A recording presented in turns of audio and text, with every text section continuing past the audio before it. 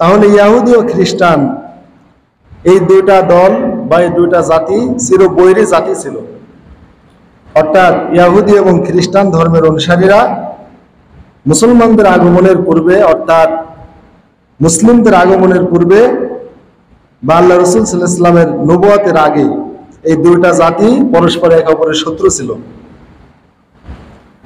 কিন্তু বিশ্বনবী সাল্লাল্লাহু আলাইহি ওয়াসাল্লামের আগমনের পরেই এদের শত্রুতা দূর হয়ে গেল। দূর হয়ে এরা পরস্পর একে অপরের বন্ধুতে রূপান্তরিত হয়ে গেল, হয়ে তারা ইসলামের বিরুদ্ধে লেগে গেল। অথচ এই দুইটা দল চিরশত্রু ছিল।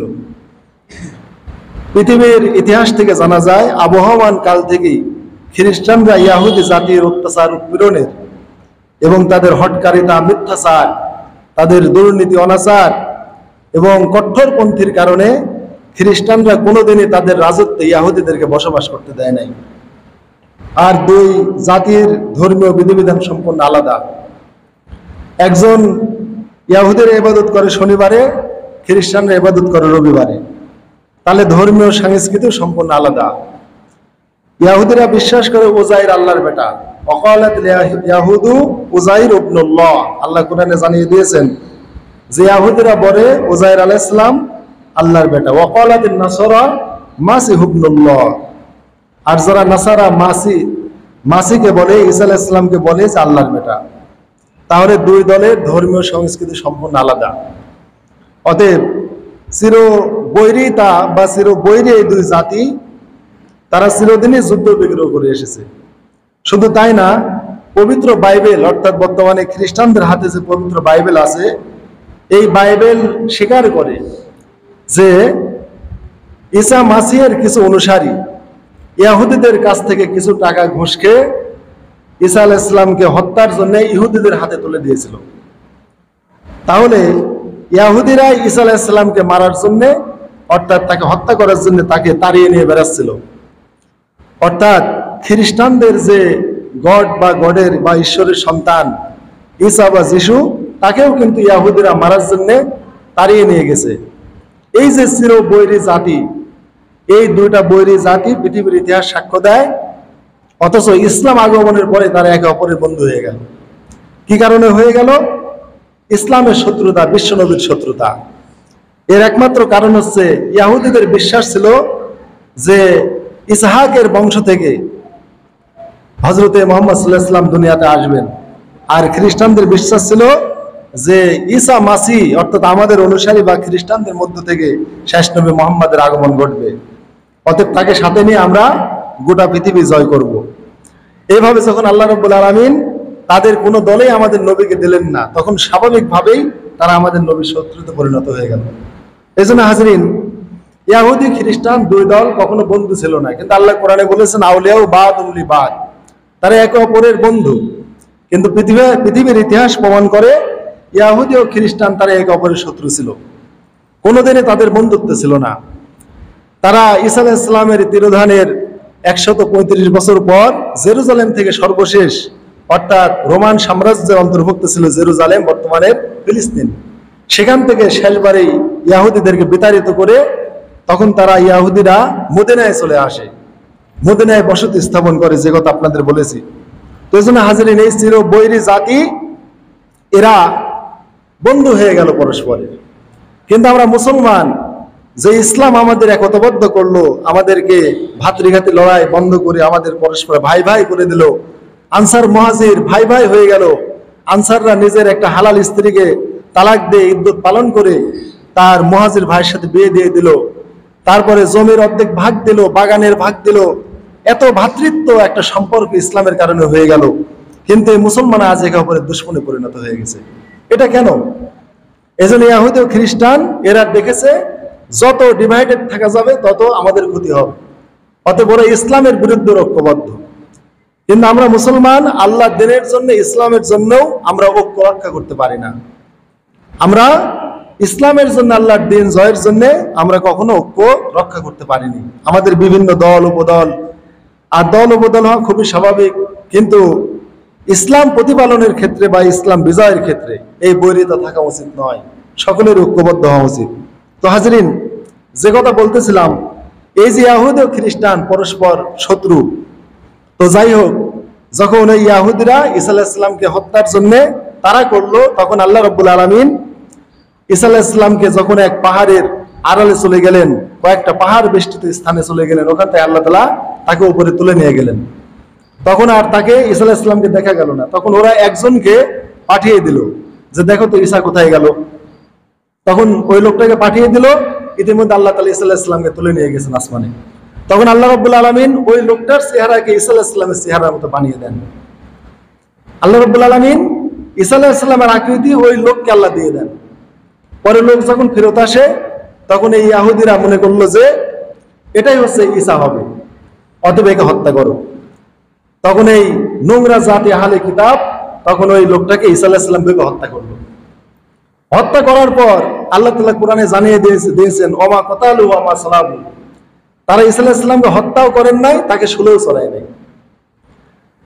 যখন হত্যা করা হলো, তখন আরেক দল বলল যে একে যে ঈসা হিসেবে হত্যা করলে, তাহলে আমরা যে লোককে পাঠালাম সে লোকটা কোথায় গেল? এ যদি প্রকৃত ঈসা হয়, তাহলে আমরা যে লোকটাকে ঈসার খোঁজে পাঠালাম সে লোকটা কোথায়? তখন আরেক দল, খ্রিস্টানদের আরেক দল দেখলো ঈসা আলাইহিস সালামকে আল্লাহ আসমানে তুলে নিয়ে যাচ্ছেন। এই যে তারা ধান্দার মধ্যে পড়ে গেল যে প্রকৃত ঈসাকে, অতএব একদল দেখতে পেল আল্লাহ ঈসাকে আসমানে তুলে নিয়ে যাচ্ছেন, অথচ ওই লোকটাকে আবার ঈসার আকৃতি দেওয়া হয়েছে। তাই তারা পরস্পর ধান্দায় পড়ে গেল যে আমরা যদি ঈসাকেই মেরে থাকি, তাহলে আমাদের পাঠানো লোকটা গেল কোথায়? আর এই লোকটা যদি আমাদের পাঠানো লোক হয়, তাহলে ঈসা গেল কোথায়? এই সমাধান আজও ইহুদি খ্রিস্টান জাতি পায় নাই। এই জন্য আল্লাহ কোরআনে জানিয়ে দিয়েছেন ওমা কাতালুহু ওয়া মা সালাবু, তারা ঈসা আলাইহিস সালামকে হত্যাও করে নাই এবং তাকে শুলেও চড়ায় নাই, বরং তারা ধান্দার মধ্যে পড়ে গেছে। তারা একটা ধান্দার মধ্যে পড়ে গেছে, আসলে বিষয়টা কি। এই জন্য হাজরিন, ঈসা আলাইহিস সালামকে কখনোই শুলে চড়ানো হয়নি, বরং যাকে ঈসা ভেবে শুলে চড়ানো হয়েছিল সে ওই সন্ত্রাস বাহিনীর একটা লোক, সন্ত্রাস বাহিনীরই একটা লোক ছিল সে। অতএব তারা সন্দেহের মধ্যে পড়ে গিয়েছে। এই জন্য আল্লাহ রাব্বুল আলামিন খ্রিস্টানদেরকে জানিয়ে দিলেন যে তোমরা আসলে সন্দেহের মধ্যে আছো, আমি রাব্বুল আলামিন কিয়ামতের পূর্বে আবার আমি ঈসাকে পাঠিয়ে দেব, দেখবে যে প্রকৃত ঈসা এখনো আছে। তাহলে এই যে খ্রিস্টান জাতিকে তাদের মানে পোপ পাদ্রীগণ, তাদের ঠাকুরেরা এই যে বিভিন্ন কথা বলে, মিথ্যা কথা বলে, তারা বলে যে ওটাই প্রকৃত ঈসা ছিল বা ওটাই প্রকৃত যিশু ছিল, বিভিন্ন কথা বলে খ্রিস্টানদেরকে আজও এই মিথ্যা ধর্মের উপর রেখে দিয়েছে। এই ধর্মের ব্যাখ্যা দানকারী ছিল সাধু পল। সাধু পলের যুক্তি হচ্ছে তুমি যত অন্যায় করো, যত পাপ করো, ঈসাকে শুধু মুক্তিদাতা হিসেবে বিশ্বাস করলে তোমার কামিয়াব, তোমার অন্যায় তোমার কোনো ক্ষতি করতে পারবে না। অতএব যিশুকে বা ঈসাকে শুধু ত্রাণকর্তা বা আমার পাপের প্রায়শ্চিত্ত তিনি করে গিয়েছেন, তিনি সব পাপ তিনি বহন করেছেন, ক্রুশে জীবন দিয়েছেন, এই বিশ্বাস করলে তুমি মুক্তি পেয়ে যাবে। এজন্য হাজিরিন, খ্রিস্ট ধর্ম এরা যে কথাগুলো, এজন্য হাজিরিন বলছি, এই পৃথিবীতে এই দুইটা জাতি কখনো এই পৃথিবীতে শান্তি প্রতিষ্ঠা করবে না। তো যে কথা বলছিলাম, ইহুদি ও খ্রিস্টান এই দুই জাতি পরস্পর একে অপরের শত্রু ছিল। তাহলে বন্ধু হলো কেন? বন্ধু হলো শুধু ইসলাম ধ্বংসের জন্য। আল্লাহ রাসূল সাল্লাল্লাহু আলাইহি ওয়াসাল্লাম যখন মদিনায় আসলেন, মদিনার প্রভাবশালী যে তিনটি ইহুদি গোষ্ঠ, বনু নাজির, বনু কুরাইজ এবং বনু কায়নুকা, এই তিনটা গোত্র ছিল সবচাইতে বড়। আর এরা আউস আর খাজরাজ গোত্রের, আমি বলেছি, তারা ওই সুদের উপরে টাকা দিত, তাদের মধ্যে ডিভাইডেড করে তাদের যুদ্ধ বাঁধিয়ে তাদের কাছে অস্ত্র বিক্রি করত।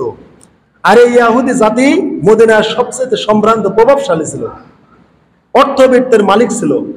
আজও এই পৃথিবীতে ইহুদি ও খ্রিস্টান সবচেয়ে অর্থবিত্তের মালিক।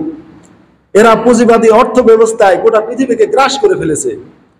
এরা মুসলমান রাষ্ট্রের সম্পদগুলো বিশ্ব ব্যাংকের কাছে জমা রাখার নাম করে জমা করে এরা তছরূপ করে ফেলে। এরা মুসলিম বিশ্ব থেকে তেল, সোনা দানা এগুলো লুটপাট করে নিয়ে যায়। এদের মধ্যে এটা বৈধ, এতে কোনো অন্যায় হবে না। এটা শুধু এ যুগে না, পূর্ববর্তী ইহুদি খ্রিস্টানদের যুগ থেকে চলে আসছে। ওরা অত্যন্ত সম্পদশালী থাকবে, ওরা মনে করে এই সম্পদের জন্য তো আমরা পৃথিবীতে বাঁচবো। এই জন্য তারা পুঁজিবাদী অর্থ ব্যবস্থা, সুদভিত্তিক অর্থ ব্যবস্থা তারা পৃথিবীতে চালু রেখেছে, যাতে করে গরিবদেরকে চুষে খাওয়া যায়। আর বনু নাজির, বনু কুরাইজা, বনু কায়নুকা, এই তিনটা ইহুদি সম্প্রদায়ের মদিনায় যে তাদের বসতি ছিল, তাদের দুর্গ ছিল, এগুলো ছিল দুর্ভেদ্য দুর্গ। এই দুর্গ অ্যাটাক করার মতো কোনো সক্ষমতা আল্লাহ রসুলেরও ছিল না। এই জন্য এই দুর্গ আল্লাহ রসুল ঘিরে রেখেছিলেন। যখন আল্লাহ রাসূল সাল্লাল্লাহু আলাইহি ওয়াসাল্লাম বনু কুরাইজার দুর্গে যান, 25 দিন যাবত ওই দুর্গ তিনি ঘিরে রেখেছিলেন। অর্থাৎ এত দুর্ভেদ্য দুর্গ, ওই দুর্গ কখনো ভেদ করা যায় না, ওই দুর্গ কখনো ভাঙা যায় না। এমন শক্তিশালী প্রাচীর দিয়ে তারা দুর্গ গড়ে তুলেছিল। কেননা তারা মৃত্যুকে অনেক ভয় পায়, তারা কাপুরুষ জাতি। তারা মৃত্যু থেকে বাঁচার জন্য এরকম দুর্ভেদ্য দুর্গ তারা গড়ে তুলেছে। আল্লাহ রাসূল সাল্লাল্লাহু আলাইহি ওয়াসাল্লাম 25 দিন যাবত এই বনু কুরাইজার এই দুর্গকে তিনি ঘিরে রাখলেন, তাদেরকে বন্দী করে রাখলেন। একমাত্র যে দরজা ছিল, গেট, ওইটা ছাড়া কোনো প্রবেশের পথ ছিল না, ওইটা ভাঙ্গারও কোনো পথ ছিল না। এই সিলসিলায় আজও ইহুদি অর্থাৎ ইসরায়েল সবচাইতে সুরক্ষিত রাষ্ট্র। আজ আমেরিকা এই ইসরায়েলকে সবচাইতে সুরক্ষা দিয়ে রেখেছে। আল্লাহ রসুলের জামানায় এই সুরক্ষিত জাতি ইহুদিরা ছিল। আল্লাহ রসুল স্বয়ং 25 দিন অবরোধ করার পরগা তারা আত্মসমর্পণ করেছে যে আমরা কতদিন এর মধ্যে থাকবো। আজকে দেখেন এই আয়রন ডোম, অমক তমক, হাবি জাবি বিভিন্ন কিছু আমেরিকা ইসরায়েলকে দিয়ে একবারে সুরক্ষিত একটা রাষ্ট্রে পরিণত করেছে। যে সকল অস্ত্র বাহির থেকে যাবে ওরা আকাশে ওগুলো শেষ করে দেবে। তো এইরকম সুরক্ষিত জাতি এই ইসরায়েল জাতি। এটা কেন করেছে? এরা মৃত্যুকে ভয় পেয়ে, এরা কাপুরুষ। পূর্ব যুগ থেকে ইহুদিরা কাপুরুষ ছিল। আর বিশেষ করে সম্পদশালীরা বেশিরভাগই কাপুরুষই হয়। যারা সম্পদশালী তারা বেশিরভাগ কাপুরুষই হয়। আর মুসলমান ইমান এমন জিনিস, ইমানের শক্তি পৃথিবীতে সবচেয়ে বড়। এই জন্য আল্লাহ রাসূল সাল্লাল্লাহু আলাইহি ওয়াসাল্লাম এমন ধনী তিনি হতে চান নাই যে ধনী হলে ফিতনায় পড়ে যাওয়া লাগবে, আবার এমন গরিবও তিনি হতে চাননি যে গরিব হলে ফিতনায় পড়া লাগবে। এই জন্য আল্লাহ রাসূল ধনী এবং গরিব এই দুইটার ফিতনা থেকে আল্লাহর কাছে পানা চাইতেন। সহিহ বুখারীর হাদিস, আল্লাহুম্মা নাউযু বিকা মিন শাররি ফিতনাতিল ফাকর ওয়া মিন শাররি ফিতনাতিল গিনা, এই বলে দোয়া করতেন। আল্লাহ গরিবের ফিতনা, ধনীর ফিতনা, এই দুটোর থেকে আপনি আমাকে রক্ষা করেন। এমন ধনী বানায়েন না যে আমি ফিতনায় পড়ে যাব, এমন গরিব আমাকে রাখবেন না যে আমি ফিতনায় পড়ে যাব। তাহলে পূর্বের যুগ থেকে আজ অবধি ইহুদি জাতি এবং খ্রিস্টান সবচেয়ে সুরক্ষিত দুর্গে তারা বসবাস করে। আজও ইসরায়েল জাতি একটা সুরক্ষিত দুর্গে রয়েছে। তো হাজরিন, যে কথা বলতেছিলাম, এই ইহুদি জাতির হটকারিতার কারণে আল্লাহ রাসূল সাল্লাল্লাহু আলাইহি ওয়াসাল্লাম বনু নাজির এবং বনু কাইনুকা এই দুইটা গোষ্ঠীকে তিনি মদিনা থেকে বহিষ্কার করে দিলেন। তাহলে ইহুদিদের মূলত নির্দিষ্ট কোনো রাষ্ট্র নাই। আগেই বলেছি কেন, আল্লাহ এদের প্রতি লানত করেছেন, গায়রিল মাগদুবি আলাইহিম ওয়ালাদ-দাল্লিন। আল্লাহ তাদের প্রতি গজব নাজিল করেছেন। আর এই গজব প্রাপ্ত জাতি পৃথিবীতে উদ্ভ্রান্ত হয়ে ঘুরবে, কোনো স্থায়ী কোনো ঠাঁই এদের হবে না। তাই বিশ্বনবীর আগমনের পূর্বে রোমান খ্রিস্টানরা ইহুদিদেরকে তাদের রাজ্য থেকে তাড়িয়ে দিয়েছে ওদের হটকারিতার কারণে। আল্লাহ রাসূল সাল্লাল্লাহু আলাইহি ওয়াসাল্লাম যখন মদিনায় আসলেন, দেখলেন এরা অত্যন্ত হটকারী এবং কপটচারী, মিথ্যাবাদী। এরা এত মিথ্যাচার করতে পারে এটা কল্পনা করা যায় না। আজও এই পৃথিবীতে ইহুদি খ্রিস্টান সবচেয়ে বেশি মিথ্যাচার করে। আজ মুসলমানদেরকে জঙ্গি বানায়, মুসলমানের বিরুদ্ধে মিডিয়া সন্ত্রাসের মাধ্যমে, তথ্য সন্ত্রাসের মাধ্যমে মুসলমানদেরকে পৃথিবীতে জঙ্গি হিসাবে তারা প্রমাণ করে। এই তথ্য সন্ত্রাসে ইহুদি খ্রিস্টান সবচেয়ে পাকা। এটা এই যুগে না, রাসূলুল্লাহ সাল্লাল্লাহু আলাইহি ওয়াসাল্লামের যুগ থেকে।